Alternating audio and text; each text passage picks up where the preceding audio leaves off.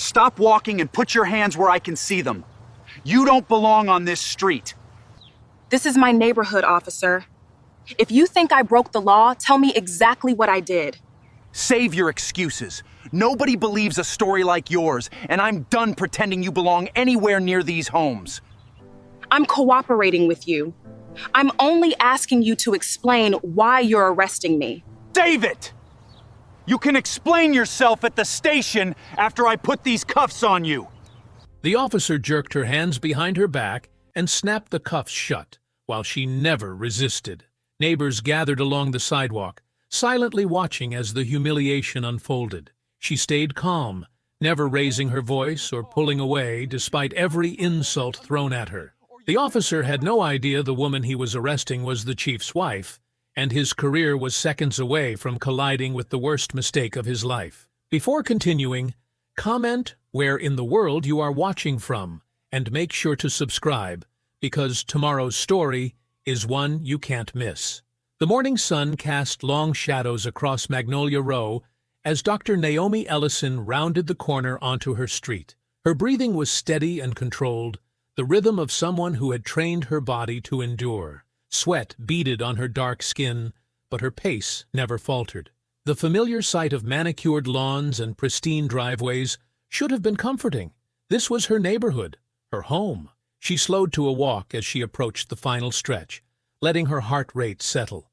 The emergency response classes she taught at the community center had prepared her for many things, but nothing beat a good morning run to clear her mind. Today's lesson plan needed work, and she mentally reviewed the first aid techniques she would demonstrate. The sound of tires rolling slowly on asphalt made her glance over her shoulder. A white patrol car crept along the street, matching her walking pace. The engine hummed low, deliberate. Naomi kept her eyes forward but tracked the vehicle in her peripheral vision. Years of military training had taught her to notice when something felt wrong. The patrol car pulled up beside her and stopped. The window rolled down with a mechanical whir. "Excuse me, miss." The voice was flat, professional, but carried an edge that made Naomi's shoulders tense. "Can I ask what you're doing wandering around this neighborhood?" Naomi stopped walking and turned toward the car. The officer behind the wheel was white, maybe late 30s, with short cropped hair and pale blue eyes that looked her up and down like she was an equation that didn't add up. His name tag read Voss in block letters. "I live here," Naomi said, her voice calm and clear. "I was finishing my morning run." Officer Voss stepped out of the patrol car. He was tall, broad-shouldered, and moved with the kind of confidence that came from years of people stepping aside when he approached. His uniform was crisp, his boots polished. Everything about him screamed authority. "You live here?" Voss repeated, his tone suggesting he found that hard to believe. "Which house?" Naomi gestured down the street. "The blue colonial with the white trim. 3 houses from here." From across the street, Naomi caught movement on a porch. Evelyn Marrow stood in her doorway, wearing an expensive silk robe and holding what looked like a phone. The older woman's silver hair was perfectly styled even at this early hour, and her sharp eyes missed nothing. She raised the phone, and Naomi realized she was recording. Voss noticed her attention shift and glanced toward Evelyn's porch. The older woman gave him a small wave, like they were old friends. When Voss looked back at Naomi, his expression had hardened. "We've had complaints about suspicious people in this area," Voss said. "People checking doors, looking for opportunities. You fit the description." Naomi's pulse quickened, but her voice remained steady. "What description would that be, officer?" Voss's hand moved to rest on his belt, just inches from his service weapon. The gesture wasn't accidental. Naomi's eyes tracked the movement, noting the position of his fingers, the angle of his body. Her military training kicked in automatically, cataloging details. Badge number 4127. Patrol car number 318. Body cam positioned on his left shoulder, red light blinking. "I'm going to need to see some identification," Voss said. "My ID is in my house," Naomi replied. "Like I said, I live right there, 3 houses down." "That's convenient." Voss took a step closer, invading her personal space. "No ID, no way to verify who you are or why you're really here." Naomi could smell his cologne mixed with the metallic scent of his equipment. She kept her hands visible, her posture non-threatening, but her mind was racing. This felt wrong. Everything about this encounter felt deliberate, planned. "Officer, I understand you're doing your job, but I haven't done anything wrong. I was exercising in my own neighborhood." "Exercising?" Voss's laugh was cold. "Is that what you call casing houses? We've had reports of someone matching your description, checking doors, testing locks. That's not what I was doing." "Then you won't mind if I verify that?" Voss gestured toward her house. "Show me which one is yours." Naomi pointed toward the blue colonial. "That one, with the black mailbox and the rose bushes." But when she started to move in that direction, Voss stepped directly into her path. His boots scraped against the concrete as he positioned himself between Naomi and her home, blocking the sidewalk entirely. "Hold on there," Voss said, his voice sharp as broken glass. "I didn't say you could move." Naomi froze mid-step. The concrete beneath her feet felt solid, but everything else seemed to shift around her. The morning air that had been refreshing moments before now pressed against her skin like a warning. "Put your hands where I can see them," Voss ordered, his voice louder now. "Palms up, away from your body." Naomi raised her hands slowly, deliberately. Her palms faced forward, fingers spread wide. She had done nothing wrong, but she knew that didn't matter anymore. This officer had already decided who she was and what she represented. "Officer, I'm not resisting," Naomi said, keeping her voice level. "I'm cooperating completely." "You'll cooperate when I say you're cooperating." Voss stepped closer, close enough that she could see the stubble on his jaw, the way his eyes narrowed when he looked at her. "You're acting nervous, evasive. People who belong here don't act like that." From across the street, Evelyn Marrow's heels clicked against her porch steps as she walked closer. The older woman moved with purpose, her silk robe flowing behind her like she was making a grand entrance. Her phone remained raised, camera pointed directly at the confrontation. "Officer Voss?" Evelyn called out, her voice carrying the authority of someone accustomed to being heard. "I'm so glad you responded so quickly." Voss glanced toward her, but kept his attention focused on Naomi. "What can you tell me, Mrs. Marrow?" Evelyn stopped at the edge of her lawn, close enough to be part of the conversation but far enough away to maintain her position of power. "I saw her looking into windows, checking to see if anyone was home. She was definitely casing the Morrison house 2 doors down." Naomi's chest tightened. The accusation was a complete lie. She had been running, nothing more. But Evelyn spoke with such confidence, such certainty, that anyone listening would believe her. "I was not looking into windows," Naomi said firmly. "I was running on the sidewalk." "That's what they all say," Voss replied. His hand moved back to his belt, this time resting on his handcuffs. Funny how Mrs. Marrow saw something different. Around them, the neighborhood was waking up. Curtains twitched in windows. A man in a bathrobe stepped onto his porch, coffee mug in hand. A woman walked out to retrieve her newspaper but stopped halfway down her driveway, staring. None of them moved to help. None of them spoke up. They just watched. Naomi could feel their eyes on her, judging her, accepting whatever narrative was being built around her on this quiet suburban street. She had lived here for 3 years. Some of these people had waved to her before, smiled when she walked past. Now they looked at her like she was a stranger, like she was exactly what Voss thought she was. "Turn around," Voss commanded, "hands behind your back." "Officer, please," Naomi said. "I haven't committed any crime. Obstruction of justice, suspicious behavior, trespassing." Voss grabbed her wrist before she could respond, his grip tight enough to cut off circulation. "Maybe breaking and entering, depending on what we find when we search you." The pain shot up her arm as he twisted it behind her back. Naomi bit down hard to keep from crying out, tasting copper in her mouth. Her shoulder joint strained against the unnatural position as Voss forced her other arm to match. The handcuffs clicked into place with metallic finality. They were too tight, cutting into her wrists. But Naomi knew better than to complain. Any reaction would be seen as resistance. Any word would be used against her. Before Voss could take her phone, Naomi's thumb found the emergency button on her screen. The neighborhood safety app she had helped design activated with a single touch. The alert went out instantly. A live notification with her location, a photo, and an audio stream that would reach Malcolm, Judge Helena Frost, Lieutenant Dana Reeves from Internal Affairs, and a dozen other trusted contacts. Voss snatched the phone from her hand seconds later, but it was already too late. The system was active. "Well, well," he said, examining her phone. "Let's see who you were trying to call."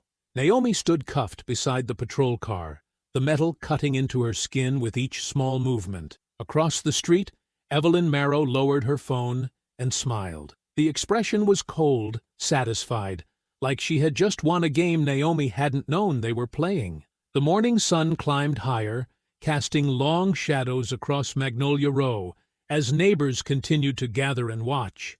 The black SUV appeared at the end of Magnolia Row like a shadow cutting through the morning light. Its engine hummed quietly as it rolled to a stop near the curb, department plates gleaming in the sun. The door opened with authority, and Chief Malcolm Ellison stepped out. His dress uniform was immaculate, navy blue with silver insignia, ribbons arranged in perfect rows across his chest, his badge catching the light as he moved. He had just come from the annual memorial ceremony downtown, where he had spoken about honor and service to a room full of dignitaries and press. Now he stood on this quiet suburban street, taking in the scene before him with the calm assessment of a man who had seen too much injustice in his career. Malcolm had been walking around the corner when he first spotted the patrol car. He had watched from a distance as the confrontation unfolded, seeing his wife's measured responses, witnessing Voss's aggressive posture, noting how the neighbors gathered to watch without intervening. He had seen enough to understand exactly what was happening. Voss noticed the SUV immediately. His shoulders tensed as he recognized the chief's vehicle, and his grip on Naomi's arm loosened slightly, but he didn't release her. Instead, he straightened up, trying to project confidence as Malcolm approached with measured steps. "Chief Ellison?" Voss called out, his voice carrying a forced casualness. "Good morning, sir. Just handling a routine investigation here." Malcolm stopped a few feet away, his dark eyes moving from Voss to Naomi and back again. When he looked at his wife, Naomi saw something flicker behind his professional mask. Anger, carefully controlled and deadly quiet. "Officer Voss," Malcolm said, his voice level and clear, "I'd like you to explain to me why you have this woman in custody." "She was acting suspicious, Chief, running through the neighborhood, checking out properties, refusing to provide identification when questioned." Voss's words came out in a rush, each justification building on the last. "Mrs. Marrow over there witnessed suspicious behavior and called it in. The subject became evasive when I tried to question her, showed signs of potential flight risk." Malcolm's gaze shifted to Evelyn, who stood frozen on her porch, her earlier confidence beginning to crack around the edges. "Mrs. Marrow, is it?" "Yes, Chief," Evelyn replied, her voice smaller than before. "I've lived in this neighborhood for 15 years. I know when someone doesn't belong." "And what specifically did you observe that made you believe this woman didn't belong?" Evelyn's mouth opened and closed like a fish pulled from water. "Well, she was looking around, casing the houses. You can tell when someone's up to no good." Malcolm nodded slowly, then turned back to Voss. "Continue with your report, officer." "Like I said, she refused to cooperate with questioning, wouldn't provide ID, kept claiming she lived here without any proof. When I attempted to detain her for further questioning, she became resistant." Voss was gaining momentum now, believing he was building a solid case. "I had reasonable suspicion to—" "What's your address?" Malcolm asked quietly, directing the question to Naomi. Naomi lifted her chin slightly. The handcuffs bit into her wrists as she spoke, but her voice remained steady and clear. 1247 Magnolia Row, 3 houses down from where we're standing. I've lived there for 3 years with my husband." The words hung in the air like a bomb waiting to explode.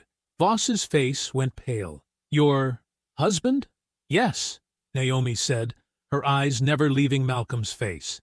"Chief Malcolm Ellison, the man standing right in front of you." The color drained completely from Voss's cheeks.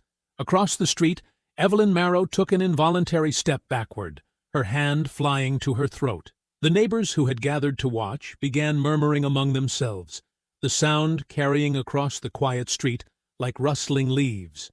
Malcolm's expression didn't change. His voice remained calm, professional, deadly quiet. "Officer Voss, you will remove those handcuffs immediately." "Yes, sir. Right away, sir." Voss fumbled for his keys, his hands shaking as he moved behind Naomi. "I had no idea, Chief. If I had known—" "You'll remove the cuffs," Malcolm interrupted, "but you will not leave this scene. Do you understand me?" "Yes, sir." The metal clicked open, and Naomi felt the pressure release from her wrists.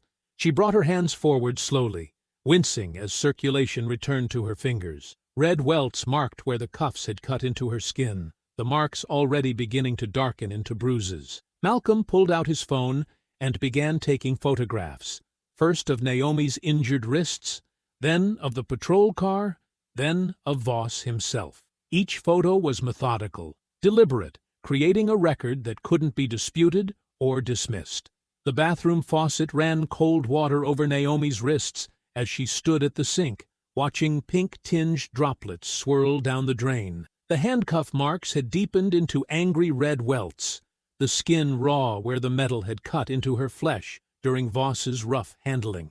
She held her hands steady under the stream, letting the cold numb the throbbing pain. "How bad is it?" Malcolm's voice came from the doorway behind her. "I've had worse." Naomi reached for a clean towel, patting her wrists dry with careful movements. "But we need to document everything properly." Malcolm nodded, pulling out his phone to photograph the injuries from multiple angles. The camera flash illuminated each mark, each bruise, creating evidence that couldn't be argued away later. "The app recording is downloading now. Full video and audio from the moment you activated it." "Good." Naomi turned to face him, leaning back against the bathroom counter. "We do this by the book, Malcolm. Every single step. No shortcuts, no special treatment, no family favors." "Naomi!" "No." Her voice cut through his protest like a blade. "The moment we handle this any differently than we would for anyone else, they'll claim it's personal revenge. They'll say the chief's wife got special treatment. They'll use it to discredit everything we uncover." Malcolm's jaw tightened, but he nodded. "You're right. We follow procedure. Exactly." A soft knock at the back door interrupted them. Malcolm moved through the house with practiced quiet, checking the window before opening the door to reveal Lieutenant Dana Reeves. She stepped inside without ceremony, her internal affairs badge visible on her belt, a sealed evidence bag in her hand. "Chief, Mrs. Ellison." Dana's greeting was professional but respectful. "I came through the back to avoid any neighbors who might be watching." "Smart thinking," Naomi said, joining them in the kitchen. "What do you need from us?" "Everything. The recording, photos of injuries, witness statements, timeline documentation." Dana set her bag on the kitchen counter and pulled out official forms. "Mrs. Ellison, I need you to understand that I'm going to treat this like any other complaint against an officer. That means I'll ask difficult questions. I wouldn't expect anything less." Naomi pulled out a chair at the kitchen table. "Ask whatever you need to ask." Dana opened her notebook, pen ready. "Walk me through every detail, starting from when you left the house this morning." As Naomi began her account, Malcolm transferred the safety app recording to a secure device. The video showed everything: Voss's initial approach, his escalating aggression, Evelyn's false accusations. The moment the handcuffs clicked into place, every word, every gesture, captured in high definition. "This is solid evidence," Dana said, reviewing the footage. "But you know, they'll try to discredit it somehow." Through the kitchen window, movement across the street caught their attention. Evelyn Marrow had emerged from her house and was walking toward Voss's patrol car, which still sat at the curb where he had parked it during the arrest. The officer leaned against his vehicle, arms crossed, his body language relaxed, despite what had happened. "Look at that," Malcolm said quietly. They watched as Evelyn approached Voss, glancing around nervously before moving close enough to speak in whispers. Her hand touched his arm in a gesture of support, her head nodding as she spoke. Voss straightened up, his confidence returning as Evelyn continued talking. "She's reassuring him," Naomi observed, "telling him the neighborhood will back his story. Probably promising character witnesses," Dana added grimly. "This isn't over. It's just beginning." As if to prove her point, Malcolm's phone buzzed with an incoming message. He glanced at the screen, and his expression hardened. "The city attorney's office. They want a meeting tomorrow morning. Quiet conversation, they say. Before this becomes public. Damage control, Dana muttered. They want to settle this fast and quiet. That's not going to happen, Naomi said firmly. Not until we know how deep this goes. Her phone chimed with an email notification, then another, and another. Naomi opened the first message and felt her stomach drop. What is it? Malcolm asked. Naomi turned her phone so they could see the screen. Official complaint filed against me with the HOA. Evelyn Marrow, complainant, says I was threatening residents during my run this morning. The second email was worse. A police report filed by Officer Garrett Voss, claiming that during the arrest, Naomi had become hostile and grabbed his arm in an attempt to resist lawful detention. The report painted her as aggressive, uncooperative, and potentially dangerous. Unbelievable, Malcolm breathed. Dana leaned over to read the reports. These were filed less than 2 hours after the incident. They moved fast. Naomi stared at the false accusations on her phone screen, each lie carefully crafted to undermine her credibility. The bathroom encounter had been only the beginning. Now she understood what they were really facing. Not just one corrupt officer, but an entire system designed to protect itself by destroying anyone who threatened it. They're not just covering up what happened, she said slowly. They're going on the offensive. The morning light felt different in the Ellison house. Harsher. Naomi sat at the kitchen table with her laptop open, reading Voss's false police report for the third time. Each lie burned deeper than the last. Listen to this, she said, as Malcolm poured coffee. Subject became increasingly agitated when asked for identification. Subject grabbed officer's arm in an attempt to prevent lawful detention. Subject used profanity and made threatening statements toward responding officers. Malcolm's cup clinked against the counter harder than necessary. Every word is a fabrication. It gets worse. Naomi scrolled down. Claims I was sweating excessively and appeared to be under the influence of unknown substances. Says I matched the description of a suspect from recent break-ins. What break-ins? There haven't been any break-ins in Magnolia Row in over a year. Exactly. Naomi closed the laptop. This isn't just bad police work. This is calculated character assassination. A knock at the back door interrupted them. Dana Reeves stood on the porch, holding a manila folder thick with documents. Malcolm let her in quickly. You need to see this, Dana said without preamble. She opened the folder on the kitchen table, revealing computer printouts of dispatch logs. I pulled every call to Magnolia Row over the past 6 months. Evelyn Marrow has been busy. The logs told a disturbing story. Call after call from the same address, the same complainant, targeting different people. Unknown, black male checking mailboxes. Suspicious black female walking between houses. Unidentified black male in delivery truck lingering too long. Look at the pattern, Dana said, pointing to dates and times. Every Tuesday morning, every Thursday afternoon. She's calling during peak activity hours when people are most likely to see the police response. Naomi studied the names in the incident reports. Her chest tightened as recognition dawned. I know these people. What do you mean? Malcolm asked. Marcus Williams, the delivery driver who got stopped last month. He's in my emergency response class. So is Janet Torres, the nurse who was questioned for walking to her car after a night shift. Naomi's voice grew angry. And Robert Jackson. He's a retired mail carrier who's lived here longer than most of these homeowners. Dana nodded grimly. Every single call resulted in a police response.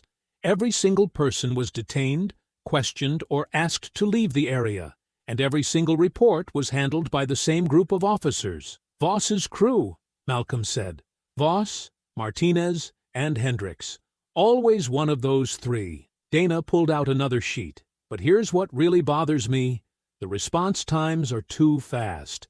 These officers were already in the area when the calls came in. Malcolm leaned closer to examine the timestamps. You're saying they were coordinating? I'm saying someone was feeding them intelligence about when to be in position. Dana's expression was deadly serious. This wasn't random harassment. This was a systematic campaign. Naomi stood up abruptly, pacing to the kitchen window. Across the street, Evelyn Marrow's house looked perfectly innocent in the morning light. White shutters, manicured lawn, American flag hanging from the porch. the picture of suburban respectability. "I need to talk to these people," Naomi said. "The ones who were targeted. They need to know they weren't isolated incidents." "Naomi," Malcolm cautioned, "if you start conducting interviews, not as the chief's wife, as someone they already trust." She turned back to face them. "These people know me from the community classes. They'll talk to me in ways they'd never talk to internal affairs." Dana frowned. That could complicate the official investigation. Or it could save it. Naomi's voice carried the quiet authority Malcolm had learned to respect. "If we wait for the bureaucracy to move, they'll have time to destroy evidence, coach witnesses, transfer officers. I can get statements now, while memories are fresh, and before anyone realizes we're building a case." Malcolm's phone buzzed with a text message from headquarters. He glanced at it and sighed. "Captain Pike wants to see me. Says it's urgent." "Be careful," Dana warned. "Pike's been around long enough to know where all the bodies are buried.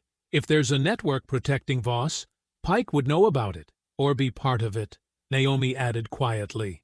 The kitchen fell silent as the implications hung in the air. Malcolm had worked with Pike for 8 years. The man had been his ally during difficult budget fights, had supported his community policing initiatives, had stood with him when other senior officers resisted reforms. But trust was a luxury they could no longer afford. Malcolm kissed Naomi goodbye and headed for headquarters, while Dana gathered her evidence files. Naomi watched them both leave, then sat back down at her laptop. She had phone calls to make, and people to see. An hour later, Malcolm sat across from Captain Pike in the senior officer's corner office. Pike's desk was cluttered with commendations, family photos, and coffee-stained reports. The man looked tired, older than his 54 years. "Hell of a situation you're dealing with," Pike said, settling back in his chair. "Voss really stepped in at this time." Malcolm kept his expression neutral. "I'm more concerned with the false report he filed afterward." "Yeah, about that." Pike rubbed his forehead. "Look, Malcolm, I've been thinking. Maybe the best thing for everyone is to suspend the inquiry. Let things cool down. Avoid turning this into some kind of racial drama that tears the department apart." "Racial drama?" Malcolm's voice carried a warning edge. "You know what I mean. The media, the activists, the politicians looking for their next cause. This thing could blow up and hurt everyone involved, including your wife." Malcolm studied Pike's face carefully. "What makes you think the media would be interested?" "Come on, Malcolm. Police chief's wife gets arrested by white officer in wealthy neighborhood?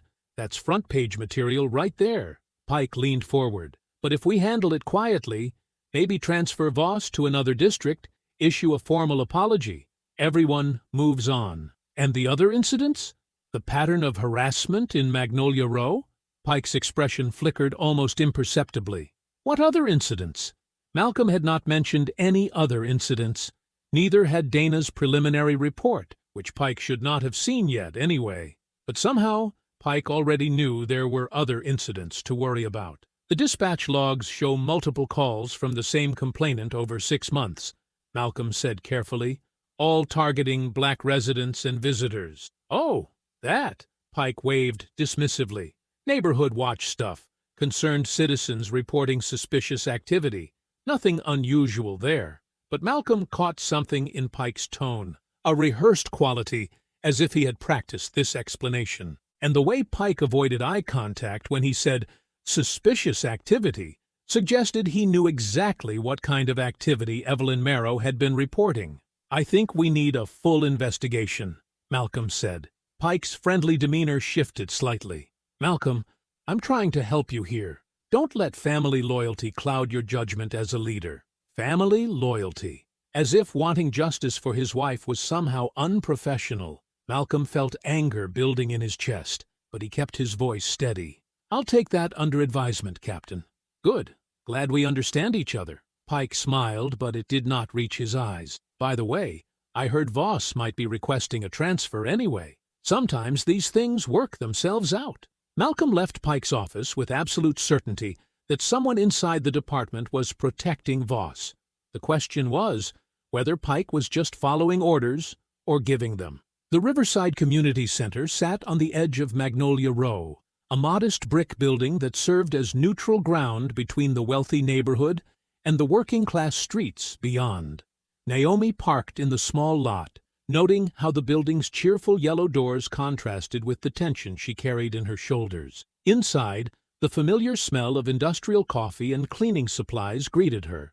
The main room held folding tables arranged in a U-shape, with first aid posters and emergency evacuation maps covering the walls. This was where she taught monthly workshops on crisis response, where neighbors learned to help each other when disasters struck. Today, 3 people waited for her in the small conference room she had reserved. They sat apart from each other, unsure why they had been asked to come, but trusting Naomi enough to show up. Harold Benton arrived first. At 68, he moved carefully, but with the dignity of a man who had walked every street in 3 zip codes for 30 years. His postal service uniform might be retired, but his posture still carried the pride of someone who had served his community faithfully. Layla Mercer sat near the window, 17 years old, and wearing the careful composure of a teenager who had learned too early that the world could be cruel without warning. Her honor student pin caught the afternoon light as she fidgeted with her backpack straps. Adrian Cole stood by the emergency supplies cabinet, reading the labels with professional interest. At 45, he had the weathered hands of someone who crawled under houses and climbed into attics for a living. His tool belt was absent, but his work boots and practical clothes marked him as a man who fixed things for a living. Naomi set her notebook on the table and pulled 3 chairs into a comfortable circle. "Thank you all for coming. I know this might feel strange, but I think we have something important to discuss." Harold cleared his throat gently. "This about what happened to you yesterday morning? Heard about it from my neighbor. She saw the whole thing from her kitchen window." "Partly, yes." Naomi sat down and faced them directly. "But I think what happened to me has been happening to others. I think there's been a pattern of harassment in this neighborhood, and I want to understand it." The room fell quiet. Layla shifted in her seat, while Adrian's jaw tightened almost imperceptibly. "I want to be very clear," Naomi continued. "Nothing you tell me today will be shared without your explicit permission. But if you've had negative encounters with police in Magnolia Row, particularly involving Officer Garrett Voss, or complaints from the HOA, your experiences might help protect other people." Harold spoke first, his voice soft but steady. 3 months ago, I was delivering mail to Elm Street, same route I'd walked for 15 years. This woman, blonde hair, expensive car, starts following me house to house, says I'm casing the neighborhood, looking for things to steal. His hands trembled slightly as he continued. Officer Voss shows up 20 minutes later, makes me dump my entire mailbag on the sidewalk. Federal mail, spread out on the concrete for everyone to see. Made me show him every package, every letter. Neighbors coming out of their houses, staring at me like I was some kind of criminal. Naomi wrote carefully in her notebook. "Do you remember the exact date?" "September 15th, Tuesday. I remember because I had to file an incident report with the Postal Service. Got written up for delayed delivery because of the time it took." "And the woman who complained?" "Fancy house with the stone lions out front. Drives a white Mercedes. Evelyn Marrow's house." Naomi made a note. Layla spoke next, her voice barely above a whisper. "October 23rd. After school, around 4 o'clock. I was walking to my grandma's house on Oak Avenue. She's lived there since before I was born." Her composure cracked slightly. "Same officer, same woman calling it in, I think, because I saw her watching from her porch. He said I was suspicious, walking too slow, looking at houses, put handcuffs on me right there on the sidewalk. My grandma came out screaming, had to show him pictures of me at Christmas dinner to prove I belonged there." Naomi felt anger building in her chest, but kept her voice gentle. "How long did they keep you handcuffed?" 20 minutes. Neighbors staring the whole time, some of them recording with their phones." Layla's voice hardened. "I had bruises on my wrists for a week. Still can't walk down that street without feeling sick." Adrian stepped away from the cabinet and sat down heavily. "November 8th. I was doing a home inspection on Maple Drive. Legitimate job, had all my paperwork, client was expecting me. That same woman calls the police, says there's a suspicious man breaking into houses." He rubbed his forehead. "Voss shows up, treats me like I'm lying about everything. Makes me sit on the curb while he calls my client to verify my story. Takes an hour. Client gets nervous, cancels the contract. Did you lose other work because of it? Word travels fast in a small business. 3 other clients in that neighborhood canceled over the next 2 weeks. Cost me about $4,000 in lost income. Naomi looked at her notes, seeing the pattern emerging clearly. Same complainant, same officer, same neighborhood, different victims, same method. The reports, she said. Did any of you ever see the official police reports from these incidents? All 3 shook their heads. I asked, Harold said. They told me no report was filed because the situation was resolved peacefully, like public humiliation is peaceful. Same here, Adrian added. Nothing happened officially, so there's nothing to complain about officially. Naomi closed her notebook and looked at each of them carefully. I want to ask for your help, but I also want you to understand that fighting back might mean more attention, more questions, maybe even retaliation. What kind of help? Layla asked. Formal statement, dates, times, details. Evidence that shows a pattern of harassment targeting Black residents and visitors. It won't be easy, and there's no guarantee of justice. Harold straightened in his chair. I spent 30 years delivering mail to every house in this city. Rich, poor, Black, white, didn't matter. Everyone got their mail. Everyone got treated with respect. If someone thinks they can run me off the streets I served, they're wrong. Layla nodded slowly. I'm starting college next year. I don't want other kids going through what I went through. Adrian stood up, his decision made. I've got emails, canceled contracts, even photos from that day. Whatever you need. Naomi felt something shift in her chest. Not just anger now, but purpose. These 3 people had suffered alone, carrying shame that belonged to their harassers. But together, their stories formed something powerful. Proof. She pulled out her phone and opened a new document.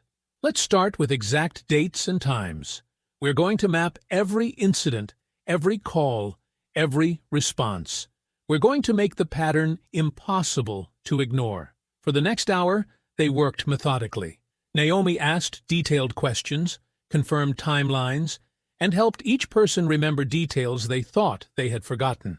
The pain was heavy in the room, but so was determination. When they finished, Naomi had 7 pages of notes and a clear timeline spanning 4 months. She walked to the wall where community emergency procedures were posted and pulled down a large cork board. One by one, she pinned up index cards with names, dates, and key details. Harold Benton, September 15th, mailbag dumped, Elm Street. Layla Mercer, October 23rd, handcuffed, Oak Avenue. Adrian Cole, November 8th, client canceled, Maple Drive. Then she added her own card, Naomi Ellison, December 12th. Wrongful arrest, Pine Street. 4 victims, 4 months. Same complainant, same officer, same neighborhood. The map was forming, and the pattern was undeniable. The living room felt different that evening. Malcolm sat forward on the couch, remote control tight in his hand as the local news began. Naomi curled beside him, still wearing the clothes she'd changed into after the community center meeting. The coffee table held their untouched dinner plates. Our top story tonight, the anchor said, her voice carrying that practiced concern news people used for controversy. A local police officer speaks out after a confrontation with the police chief's family that has divided the community. Malcolm's jaw tightened. Naomi reached over and touched his arm. The screen cut to Officer Garrett Voss, standing outside the police station, looking clean and professional in his dress uniform. Beside him stood Evelyn Marrow, wearing a pale blue sweater and pearls, her gray hair perfectly styled. I've served this community for 12 years, Voss said, staring directly into the camera. I've always done my job with integrity and fairness. But when you try to protect a neighborhood, and the suspect turns out to be connected to department leadership, suddenly you're the bad guy. Connected, Malcolm said quietly. Like being married makes someone connected instead of being a person. Voss continued, his voice getting stronger. I responded to a legitimate complaint about suspicious activity. I followed protocol. I was respectful and professional. But I was set up by people who wanted to make this about race instead of safety. The camera shifted to Evelyn. She dabbed at her eyes with a tissue, though Naomi noticed no actual tears. "I'm just a concerned neighbor," Evelyn said, her voice shaking slightly. "I saw someone checking door handles, moving between houses in a way that seemed wrong. I called because that's what we're supposed to do, right? Watch out for each other?" "You lying witch," Malcolm muttered. When the officer arrived, this woman became immediately hostile and aggressive. Evelyn continued. "She refused to cooperate, became physical. I was terrified. Now I'm being painted as some kind of racist for trying to protect my community." The reporter's voice cut in. "The incident was captured on body camera footage. We want to warn viewers that some may find the following images disturbing." Naomi sat up straighter. This was the first time any footage had been released publicly. The clip lasted maybe 10 seconds. It showed Naomi turning her shoulder away from Voss's reaching hand, her face tense, her body language appearing defensive. The audio caught her saying, "Don't touch me," in a sharp voice. Then it cut to her in handcuffs, looking angry. "That's not what happened," Naomi said, her voice deadly quiet. The clip looped twice more. Each time it looked worse for Naomi. Out of context, she appeared combative, uncooperative. The edited version made it seem like she escalated the situation. Malcolm was already reaching for his phone. "That footage is completely edited. They cut out everything before and after." The news segment returned to Voss and Evelyn. "This is what happens when politics gets involved in police work," Voss said. "Good officers get thrown under the bus to satisfy an agenda. I just hope the truth comes out before someone gets hurt." Evelyn nodded sadly. "I pray this family finds peace and stops trying to destroy the lives of people who were just doing their jobs." The anchor wrapped up the story with a comment about ongoing investigations and community tensions. Then the broadcast moved on to weather. Malcolm turned off the television. The living room fell into heavy silence. Naomi's phone buzzed, then buzzed again, then started ringing continuously. She looked at the screen. Text messages were pouring in. The first few she read made her stomach drop. "Dr. Ellison, we need to pause funding for the emergency response program pending review of recent events. Board meeting tomorrow to discuss your role as instructor. Donors expressing concerns about association with controversy. We'll need to suspend operations until this matter is resolved." Malcolm watched her face change as she read. "How bad?" "They're shutting down the program, all of it. The funding, the classes, everything." She set the phone down carefully. Within hours of that broadcast, Malcolm's phone rang. He looked at the caller ID and sighed. "Mayor's office," he answered. Naomi could hear the voice on the other end, urgent and demanding. "Chief Ellison, understand the pressure you're under. Need to lower the temperature. Community healing. Maybe take some time." Malcolm's responses were short. "I see. Understood. I'll consider it." When he hung up, his face was grim. That was the third call like that tonight. City manager, 2 council members, and now the mayor. All saying basically the same thing. Back down. Let it go. Take some leave time until things cool off. Naomi picked up the remote and rewound the news segment. She played the body cam footage again, studying it carefully. "Look at this," she said, pausing the video. "Look where it starts." Malcolm leaned closer. "His hand is already reaching for you." "Exactly. The clip begins after he already moved toward me. It cuts out him demanding ID, me explaining where I live, Evelyn's accusations, everything." She paused it again. "And look at the timestamp." Malcolm squinted at the small numbers in the corner. "There's a gap. The time jumps forward. 2 minutes missing, maybe 3. Naomi's voice was getting stronger. "This footage was deliberately edited to make me look guilty." "The department controls body cam footage," Malcolm said slowly. "Only certain people have access to edit and release it." Naomi looked at her husband, understanding passing between them. "Voss couldn't have done this alone," she said. "He doesn't have the access or the authority." Malcolm nodded grimly. "Someone inside helped him. Someone with rank. Someone who wanted to control the narrative." Naomi stood up and began pacing. "They're not just protecting Voss. They're actively working against us. Against you. The enemy isn't just Voss anymore," she said, turning to face Malcolm. "It's whoever cut that tape." The community center felt different this morning. Yesterday's warmth had been replaced by something colder, more careful. Naomi arrived early, choosing a corner table far from the main entrance. She spread her notebook across the surface and waited. Adrian Cole walked in, carrying a thick manila envelope and a laptop bag. His face looked tired, like he hadn't slept well. He spotted Naomi and made his way over, glancing around the room before sitting down. "Thank you for meeting me," Naomi said quietly. "After what I saw on the news last night, I figured you needed all the help you could get." Adrian opened his envelope and pulled out a stack of papers. "They really did a number on you with that footage. It was edited, deliberately." Naomi kept her voice steady. "We're going to prove it." Adrian nodded and spread the papers between them. "These are copies of everything I kept. Contracts, emails, inspection reports, scheduling records, the whole mess with Evelyn Marrow's interference." Naomi studied the first document. It was an email from a client dated 2 months ago.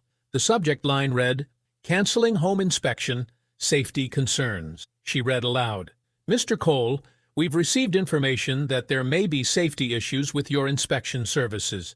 The Homeowners Association office contacted us directly to express concerns about allowing unknown contractors in the neighborhood. We've decided to use someone else. Sorry for the short notice." "That was the first one," Adrian said bitterly. "I'd been working that neighborhood for 3 years. Never had a single complaint. Then suddenly I'm unknown and a safety concern." Naomi flipped through more emails. The language was similar across multiple clients.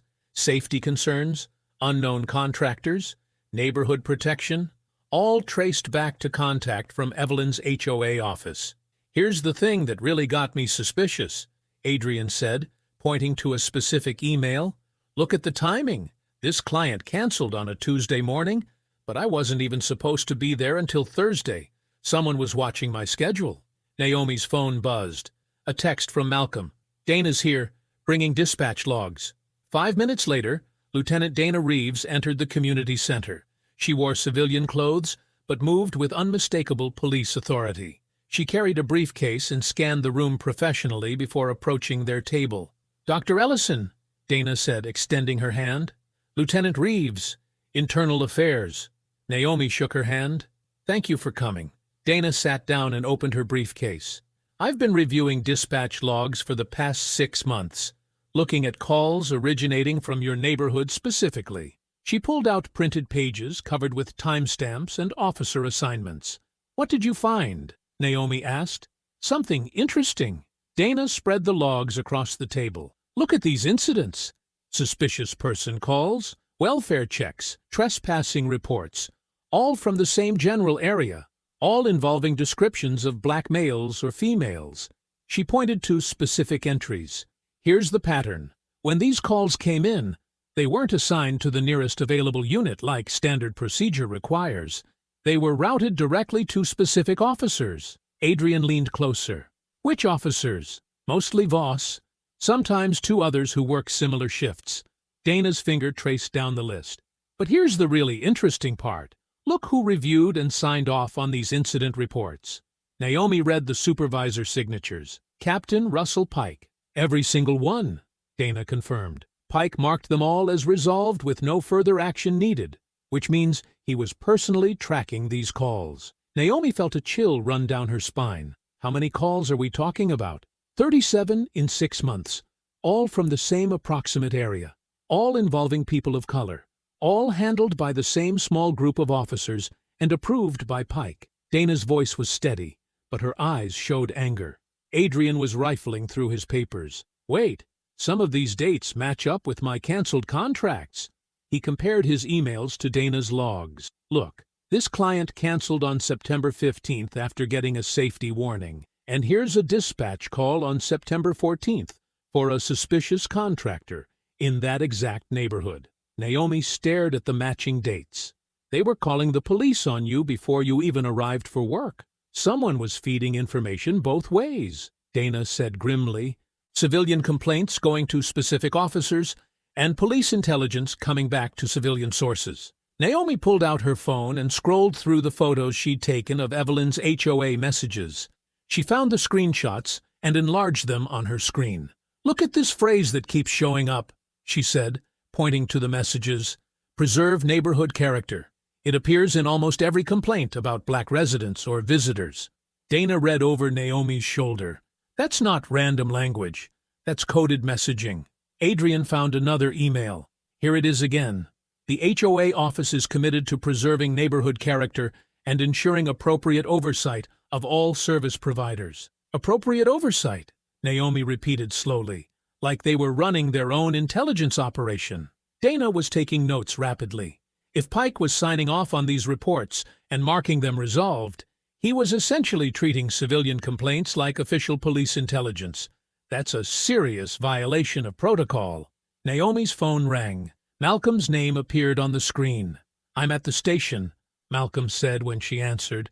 "I managed to get access to Pike's computer records. You need to see what I found."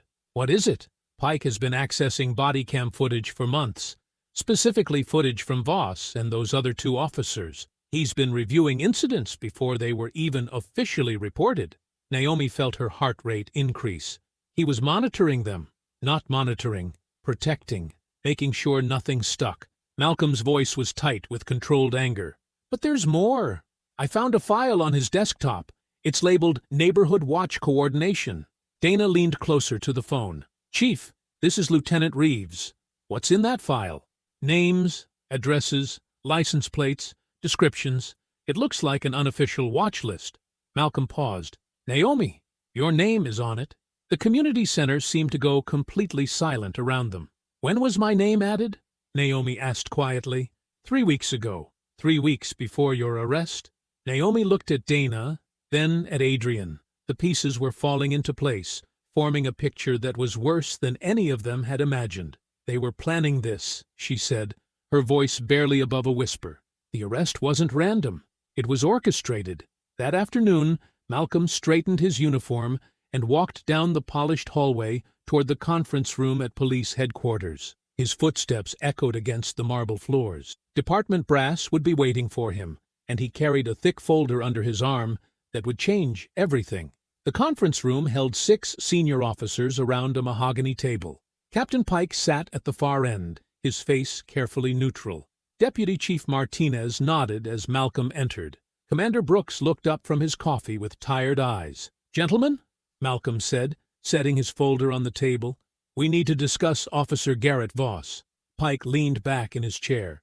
"Chief, I hope we're not letting personal feelings drive department decisions." Malcolm's jaw tightened, but his voice stayed level. "This isn't personal, Captain.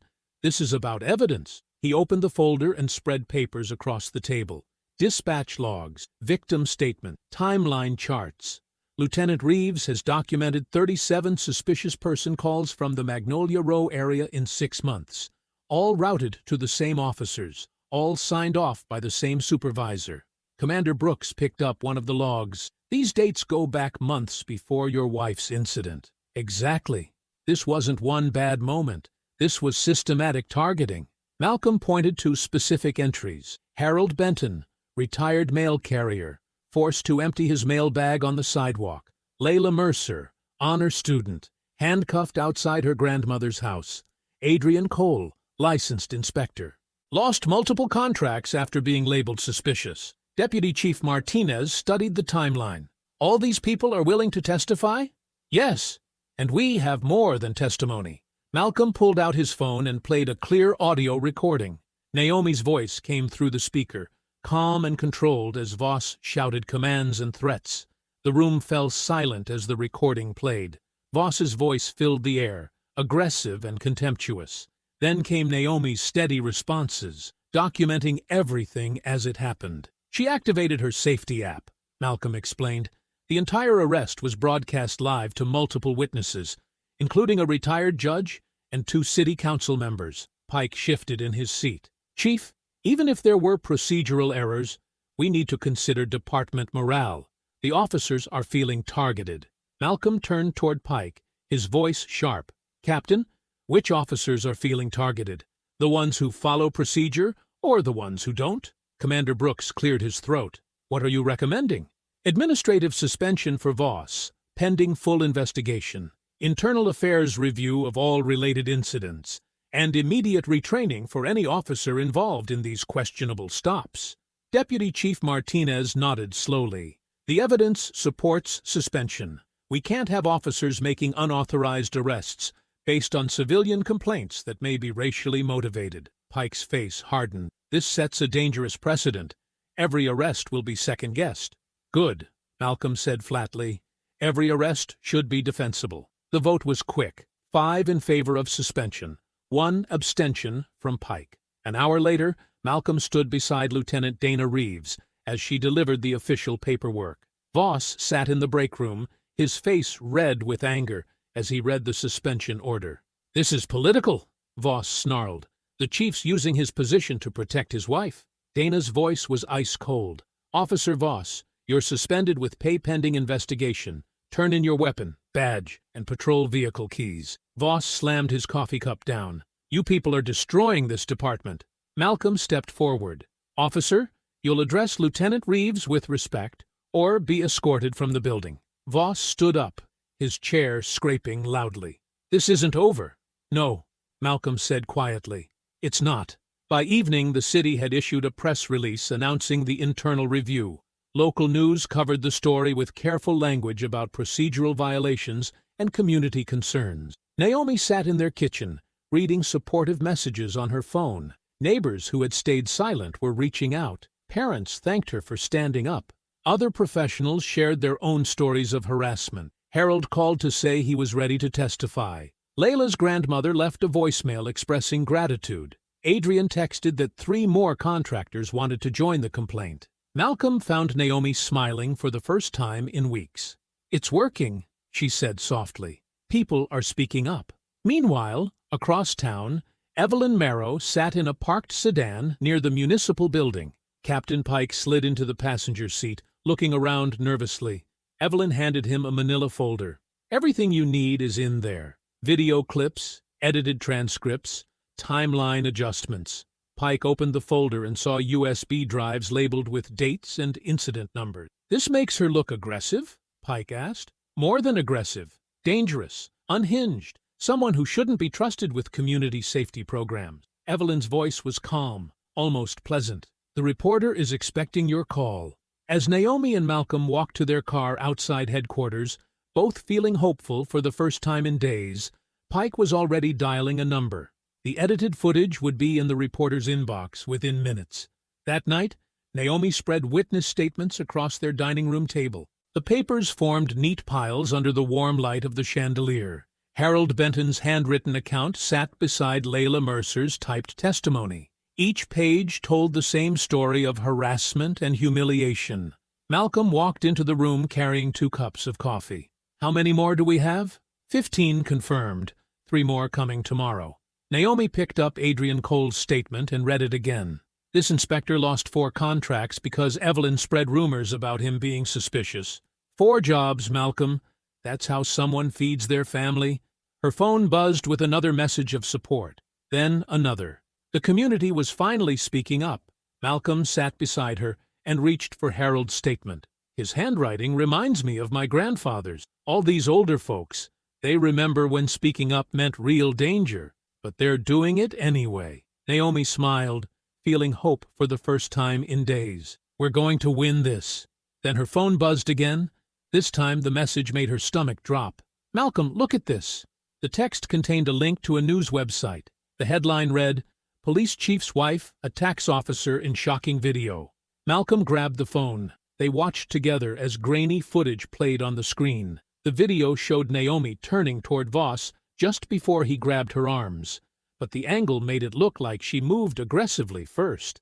The audio was missing, so viewers couldn't hear her calm questions or his angry commands. "This isn't what happened," Naomi whispered. "The footage has been edited."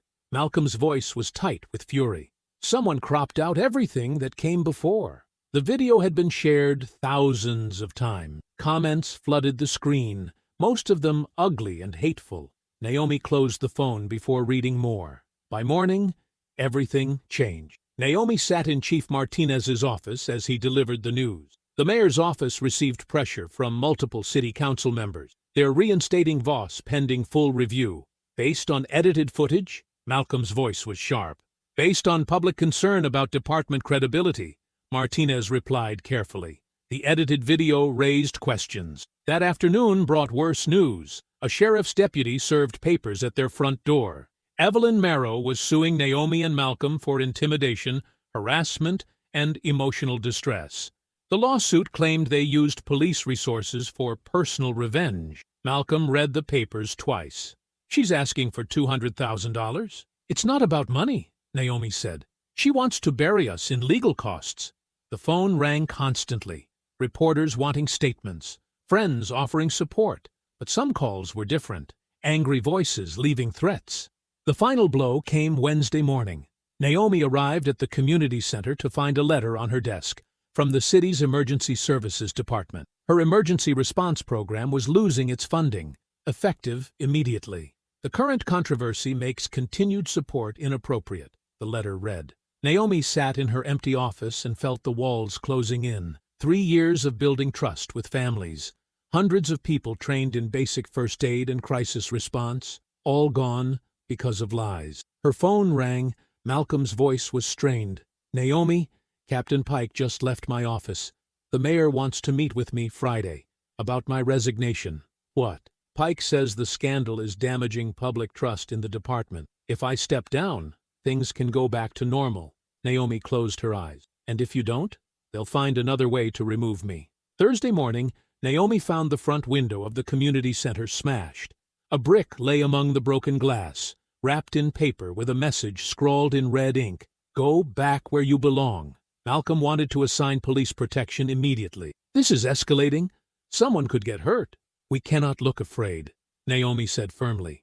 That's exactly what they want. Instead, she studied everything. The timing of the attack happened between the security guards' rounds. The brick came from a construction site 3 blocks away. The vandal knew the building's schedule perfectly. Most important, they had avoided every visible security camera except one. Naomi stood across the street, looking up at an old traffic camera mounted on a utility pole. The angle was wrong for monitoring cars, but perfect for watching the community center's front entrance. She pulled out her phone and called the traffic department. I need footage from camera TC47 between midnight and 6 a.m. yesterday. The morning air carried the smell of broken glass and fresh coffee. Naomi stood beside the shattered window of the community center, watching Lieutenant Dana Reeves examine the brick and paper. Clean break pattern, Dana said, crouching near the glass fragments. Single impact, thrown from about 15 feet away. Professional job. Malcolm handed Dana a coffee cup. The traffic department pulled footage from the camera across the street. Should be ready in an hour. Good. Dana stood and brushed glass dust from her knees. Whoever did this knew the security schedule perfectly, but they missed something. She pointed at the old traffic camera mounted on the utility pole. That angle catches everything the building cameras miss. Someone got sloppy. An hour later, they crowded around Dana's laptop in Malcolm's office. The traffic camera footage played in grainy black and white, but the image was clear enough. A man in work clothes approached the community center at 2:17 a.m. He carried a brick and looked directly at the building's security camera before throwing, but he never looked up at the traffic camera. Freeze it there, Naomi said. Dana paused the video as the man turned toward the street. The face was visible for 3 seconds. I know him, Malcolm said quietly. Jerry Hendricks. He does contractor work around Magnolia Row. Dana pulled up city records on her laptop. Hendricks Construction, licensed for residential repairs and landscaping. She scrolled through recent permits. Look at this client list. The screen showed dozens of work orders for Magnolia Row addresses. Half of them were signed by Evelyn Marrow as HOA representative. She has been using him for months, Naomi said. Pool repairs, fence work, driveway cleaning, and now window smashing, Dana added. She saved the footage to a secure drive. This gives us direct connection between the vandalism and the HOA. Malcolm leaned back in his chair. We arrest Hendricks. He leads us to Evelyn. No, Naomi's voice was firm. Not yet. Both Dana and Malcolm stared at her. Every time we build evidence quietly, someone leaks it, Naomi explained. Pike knew about our witness statements before we finished collecting them. The edited video appeared the same day we filed our official complaint. Someone inside the department is feeding information to Evelyn. She walked to the window and looked out at the parking lot. But I noticed something. Evelyn only reacts when she thinks evidence is hidden from her. She panics when she cannot control the story. Malcolm frowned. What are you thinking? We stop hiding. Naomi turned back to face them. We announce a public neighborhood safety meeting. Tomorrow night at the community center. That sounds like walking into a trap, Dana said. It is a trap, Naomi replied, but not for us. We invite everyone, city officials, press, residents, police leadership, HOA board members, everyone who has been whispering behind closed doors. Malcolm understood immediately. Evelyn will think it is her chance to humiliate you publicly. Exactly. She will come prepared to defend herself, which means she will bring Pike and anyone else who has been protecting this system. Naomi's eyes were bright with determination. They will walk right into the light. Dana saved the video file and closed her laptop. You want them all in one room when we reveal everything. I want them confident, Naomi said. Confident people make mistakes. Malcolm picked up his phone. I will call the mayor's office. Frame it as community healing and transparency. Make sure Pike gets a personal invitation, Naomi added. Tell him the department needs strong representation to restore public trust. He will accept, because he thinks he can control the room, Malcolm said, already dialing. Dana gathered her files. What about the media? Local news only. We want coverage, but not a circus. Naomi pulled out her notebook and began writing. I need to build a timeline, everything in order, every piece of evidence connected. She spent the afternoon organizing 3 years of harassment into a clear pattern. The arrest footage from her emergency app. Dispatch logs showing response times that varied by caller. HOA messages using coded language about suspicious activity. Victim statements describing identical treatment. Body cam access records showing who edited what footage when. Each piece of evidence got its own section on a large white board. Dates, times, witnesses, documentation. By evening, the conference room looked like a detective's investigation wall. Malcolm found her there at 9 p.m., still organizing papers. The meeting is set for tomorrow at 7, he said. Mayor Martinez will open. City council members confirmed. Channel 8 will broadcast live. Naomi stepped back from the evidence board and studied the complete timeline. 3 years of systematic harassment reduced to clear, undeniable facts. They think they are coming to watch me fail, she said quietly. Malcolm stood beside her, looking at the wall of evidence. What are they really walking into? Naomi picked up a red marker and drew connections between Pike's name, Voss's reports, and Evelyn's complaint history. The truth, she said. We will let the guilty walk into the light themselves. The Magnolia Row Community Hall buzzed with nervous energy as residents filed in through the main doors. Folding chairs had been arranged in neat rows facing a small stage where a projector screen hung ready. The fluorescent lights cast harsh shadows across faces that carried 3 years of buried tension. Evelyn Marrow entered like she owned the building. She wore a pale blue dress suit and pearl earrings, her silver hair perfectly styled. Her heels clicked against the linoleum floor as she chose a seat in the front row, dead center. She nodded to supporters who had arrived early to claim strategic spots. Officer Garrett Voss slid into the seat beside her. His uniform was pressed sharp, his badge polished bright. He crossed his arms and leaned back with the casual confidence of a man who believed he had already won this fight. Packed house tonight? Voss murmured to Evelyn. Good, she replied, adjusting her purse strap. Let them all see what happens when troublemakers try to destroy a peaceful neighborhood. Captain Russell Pike positioned himself near the back wall with Mayor Martinez and 2 city council members. His dress uniform displayed every ribbon and commendation from 28 years of service. Pike kept his eyes on Chief Malcolm Ellison, who stood quietly beside the side door, arms at his sides, face unreadable. The hall filled quickly. Harold Benton sat with his wife near the middle, his weathered hands folded in his lap. Layla Mercer entered with her grandmother, both women moving with careful dignity toward empty seats. Adrian Cole arrived carrying a manila folder thick with papers, his contractor's shirt clean but showing the wear of honest work. Residents whispered to each other, stealing glances at the front row where Evelyn held court. Some faces showed curiosity, others carried fear, A few displayed the quiet anger of people who had stayed silent too long. Channel 8 set up cameras near the back corner. Reporter Sandra Mills checked her microphone and scanned the crowd, sensing the electric tension that filled rooms before storms broke. At exactly 7 o'clock, Naomi Ellison walked onto the small stage. She wore a simple black blazer and dark jeans, her emergency response instructor badge clipped to her collar. No makeup covered the small scar on her cheek from where Voss's handcuffs had cut her skin. She moved to the podium without hurry. Her eyes swept the room once, taking in every face, every posture, every alliance revealed by seating choices. "Good evening," Naomi said, her voice carrying clearly without the microphone. "Thank you for coming tonight. We are here to talk about safety." The room quieted. "Real safety cannot be built on fear," Naomi continued.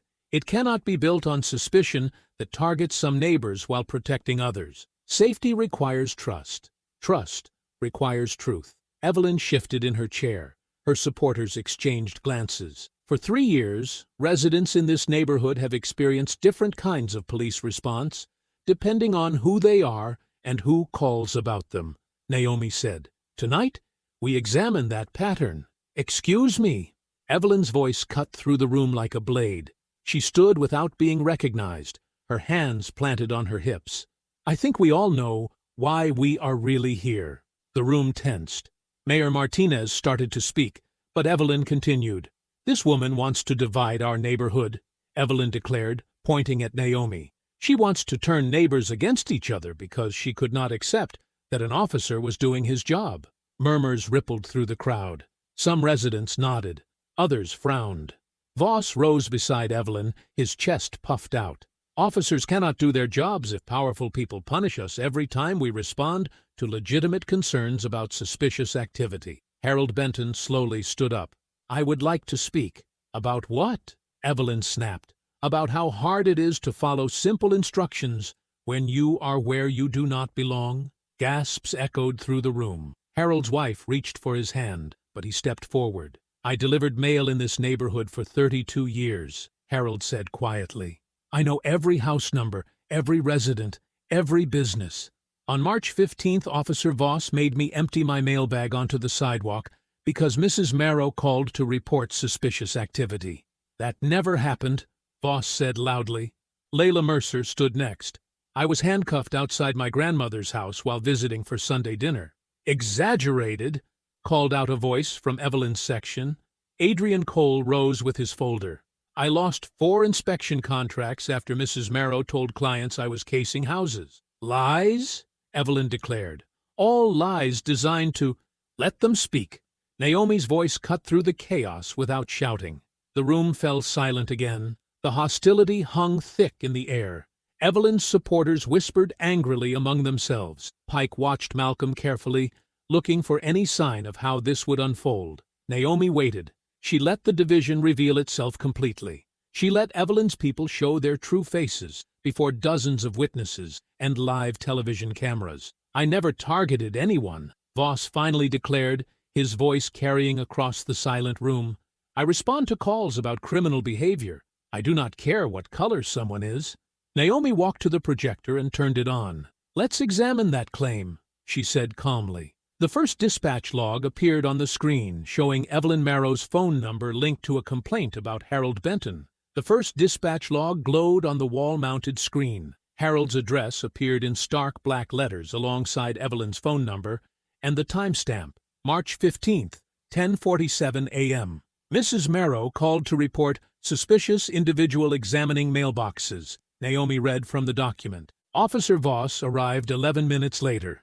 She clicked to the next slide. Harold's incident report appeared, but entire sections remained blank. No description of the individual, no mention of Mr. Benton identifying himself as the mail carrier, no record of him producing his postal service identification. Naomi's voice stayed level. "Most interesting. No mention of forcing him to empty his mailbag in public." Harold nodded grimly. Several residents turned to look at him with new understanding. "That's because nothing like that happened," Voss called out. "This is fabricated evidence."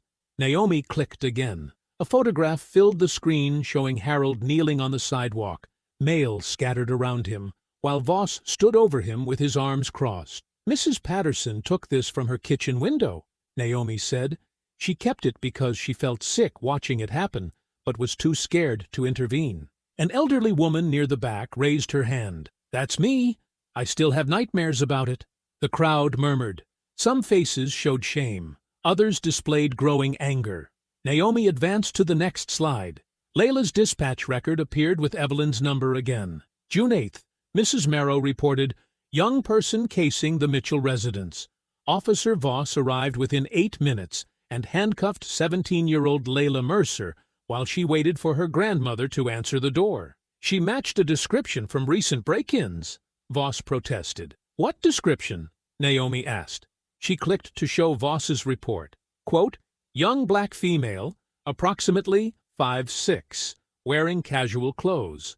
That describes roughly 40% of teenage girls in this city." Layla's grandmother stood up.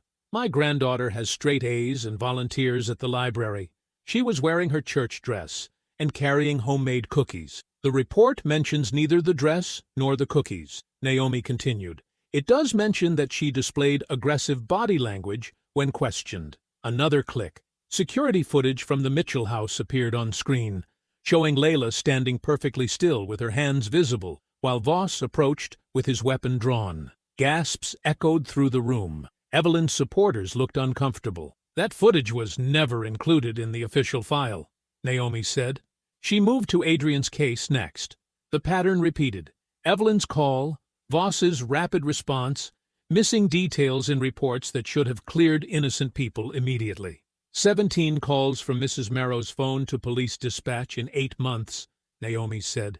Every single call resulted in Officer Voss being assigned to respond. Every single call involved black residents or visitors. "Coincidence?" Evelyn snapped, but her voice carried less confidence. "Let's examine the language used in these calls," Naomi said. She clicked to a series of recorded transcripts. Quote, "These people are affecting our neighborhood character." Quote, "Someone needs to protect property values from undesirable elements." Quote, "Certain individuals make residents feel unsafe." The phrases hung in the air like poison gas. Residents shifted uncomfortably. Some of Evelyn's supporters looked away. Voss stood abruptly. "I don't have to listen to this character assassination." "Sit down, officer," Chief Malcolm Ellison said quietly from beside the door. "You can't order me around in a civilian meeting," Voss shot back. "Actually, I can." Malcolm's voice remained calm. "State investigators are outside this building. You are not free to leave." The room erupted. Some residents gasped. Others started talking at once. Voss's face went white. Captain Pike stepped forward, his chest out and voice raised. "Chief Ellison, you are abusing your authority for personal revenge. This is exactly why city leadership has concerns about your judgment." Malcolm didn't respond. He simply looked at Naomi. She clicked to the next slide. A computer access log filled the screen, showing timestamps and user identifications for the police department's body cam archive system. "This shows who accessed Officer Voss's body camera footage from my arrest," Naomi said. The original files were downloaded at 2:47 p.m. on August 12th. The edited version that leaked to media appeared online at 6:33 p.m. the same day. She let that sink in before clicking again. The access log shows user identification CP4471. That's Captain Russell Pike's login credentials. The room fell absolutely silent. Pike's face drained of color as every eye in the room turned toward him. The heavy door at the back of the community center opened with a deliberate creak. State investigators in dark suits entered quietly, their badges visible but their expressions unreadable. They positioned themselves near the exits without saying a word. Captain Pike's confident posture crumbled as he realized what their presence meant. His eyes darted between the investigators and the screen still displaying his login credentials. "Ladies and gentlemen," Malcolm said, his voice carrying clearly through the suddenly tense room. "Lieutenant Dana Reeves from Internal Affairs will present additional findings." Dana stepped forward, her slim frame carrying the weight of authority. She held a tablet in one hand and a stack of documents in the other. "Captain Pike's computer access represents more than tampering with evidence," Dana began. Her voice was crisp and professional. It reveals a coordinated effort to target specific residents based on racial profiling. She gestured to Naomi, who clicked to the next slide. Phone records appeared on the screen, showing calls between Pike's office number and Evelyn's home. These are recorded conversations between Captain Pike and Mrs. Merrow, Dana continued. The department records all calls to supervisory lines for training purposes. An audio file began playing through the speakers. Pike's voice came through clearly. Mrs. Merrow, I understand your concerns about neighborhood security. Officer Voss has experience with these situations. I'll make sure he handles your calls personally. Evelyn's voice responded with barely contained excitement. Oh, that's wonderful. He understands that certain people need closer watching. Absolutely, Pike agreed. We maintain files on repeat concerns in your area. Voss knows which individuals require additional attention. The recording stopped. The room sat in stunned silence. There are 14 similar conversations, Dana said. Captain Pike created unofficial watch lists of black residents based solely on Mrs. Merrow's complaints. No legal basis, no criminal history, no actual suspicious behavior. Evelyn shot to her feet, her carefully styled hair now disheveled. Everyone is twisting my words. I never said anything about race. I was protecting property values. Your private HOA messages tell a different story, Dana replied calmly. She nodded to Naomi again. The screen filled with text messages from a group chat labeled Magnolia Row Quality Control. Evelyn's name appeared as the sender on most messages. Quote, the postal worker looked like he was casing houses, Dana read. The girl at the Mitchell place didn't belong there. That inspector was clearly up to something suspicious. All messages sent minutes before calling police. Other HOA board members in the audience began shifting away from Evelyn as their own names appeared in the message thread, some responding with agreement, others with heart emojis. Wait, one board member called out, standing quickly. I thought we were just discussing security concerns. I didn't know you were turning those into police reports. Another member nodded frantically. I never agreed to target anyone. This isn't what I signed up for. Evelyn's support evaporated as board members realized their casual agreement with her complaints had become evidence in a federal civil rights investigation. Voss finally exploded. This is garbage. You think I invented racism in policing? This is how we've always done things. His face flushed red as he pointed wildly around the room. Ask anyone who's been on the force more than 5 years. We watch certain neighborhoods closer because that's what keeps crime down. Officer Voss, Malcolm said quietly, you are relieved of duty effective immediately. You can't do this, Voss shouted. Pike told me which calls to prioritize. He said the chief wanted us to keep wealthy donors happy. Pike tried to stand and move toward the door, but one of the state investigators stepped smoothly into his path. Captain Pike, Malcolm continued, his voice never rising but carrying absolute authority, you are hereby relieved of command pending criminal investigation. Your badge, weapon, and credentials will be surrendered immediately. This is a witch hunt, Pike snarled, but his hands shook as he reached for his badge. You're destroying good officers to protect your wife's political agenda. Actually, Dana interrupted, you're under arrest for conspiracy to violate civil rights under color of law. The lead state investigator approached Pike with handcuffs ready. Captain Russell Pike, you have the right to remain silent. Across the room, another investigator moved toward Voss. Officer Garrett Voss, you're under arrest for falsifying police reports and violating civil rights under color of authority.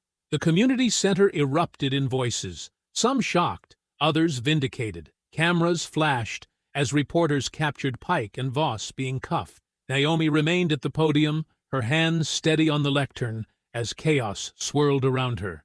She watched Voss being led through the same crowd that had witnessed her humiliation weeks earlier. This time, the cuffs were on the right person. The morning sun cast long shadows across Magnolia Row as news vans lined both sides of the street. Reporters adjusted their cameras and checked their microphones, preparing for the press conference that would reshape the neighborhood forever. Naomi stood on her front porch, watching the controlled chaos below. 3 different television stations had arrived before dawn. Print journalists interviewed neighbors who had witnessed her arrest weeks earlier. The same sidewalk where Voss had cuffed her now buzzed with activity. Malcolm appeared beside her, adjusting his dress uniform. "The mayor's announcement goes live in 30 minutes, he said quietly. "Are you ready for this?" Naomi nodded, her eyes fixed on the exact spot where Voss had twisted her arms behind her back. "I've been ready since the moment those cuffs clicked shut." Her phone buzzed with messages of support. Community leaders, former military colleagues, and residents from across the city had sent encouragement. The emergency response program that Evelyn's network had tried to destroy was about to become something bigger than Naomi had ever imagined. A black sedan pulled up, and Mayor Patricia Williams stepped out with her chief of staff. She spotted Naomi on the porch and waved before walking toward the cluster of reporters. "Good morning," Mayor Williams began, her voice carrying across the street through portable speakers. "Yesterday's revelations about systematic harassment in Magnolia Row have prompted immediate action from this administration." She held up an official document. "Effective today, we are launching a full independent investigation into discriminatory policing practices citywide. This investigation will be conducted by the State Attorney General's office with federal oversight." Cameras captured every word as neighbors gathered on their porches and sidewalks. "Additionally," the mayor continued, Dr. Naomi Ellison's Community Emergency Response Program will receive full city funding and expand to all neighborhoods. What began as a grassroots safety initiative will now serve as a model for community police collaboration. Applause erupted from the crowd. Naomi felt her chest tighten with emotion, but she kept her expression steady. "Captain Russell Pike has been suspended without pay pending criminal charges," Mayor Williams announced. "Officer Garrett Voss faces federal civil rights violations. The Department of Justice has confirmed they are reviewing additional cases involving similar patterns of harassment." A reporter called out, "What about the HOA's role in targeting residents?" "Mrs. Evelyn Marrow has been removed from her position as HOA president," the mayor replied. "Multiple families are pursuing civil lawsuits against the discriminatory practices documented in yesterday's evidence. The city will provide legal support for any resident who faced harassment." As the press conference concluded, Harold Benton walked slowly down the sidewalk toward Naomi's house.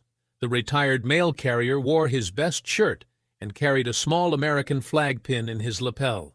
"Miss Naomi," he said softly as he reached her porch, "I wanted to thank you for giving me my dignity back." Layla Mercer appeared next, walking with her grandmother. The teenager looked nervous, but determined. "Dr. Ellison, my guidance counselor said what you did will help other kids like me feel safer in their own neighborhoods." Adrian Cole jogged up the street, carrying a folder thick with documents. "Naomi, the city attorney wants copies of all my contract records. They're building cases against every property owner who used false complaints to damage local businesses." More neighbors emerged from their houses. Families who had remained silent during months of harassment now stepped forward. The street filled with people who had watched Naomi's arrest and felt ashamed of their silence. "We're organizing the first Unity Safety Walk," announced Mrs. Patterson from 3 houses down, "right here on Magnolia Row. Will you lead it?" Naomi stepped down from her porch, Malcolm walking beside her, not as her protector or rescuer, but as the husband who had watched his wife dismantle a corrupt system with patience, evidence, and unbreakable strength. "Let's walk together," Naomi said simply. The crowd formed naturally around her as she moved toward the sidewalk. Harold took his place on her left, Layla on her right. Adrian walked behind with his folder of evidence that had helped expose the truth. Neighbors who had never spoken before walked side by side. Naomi approached the exact spot where Voss had forced her to the ground. The concrete looked the same, but everything had changed. She did not slow down, did not pause to remember the humiliation. If you enjoyed the story, leave a like to support my channel and subscribe so that you do not miss out on the next one. On the screen, I have picked 2 special stories just for you. Have a wonderful day.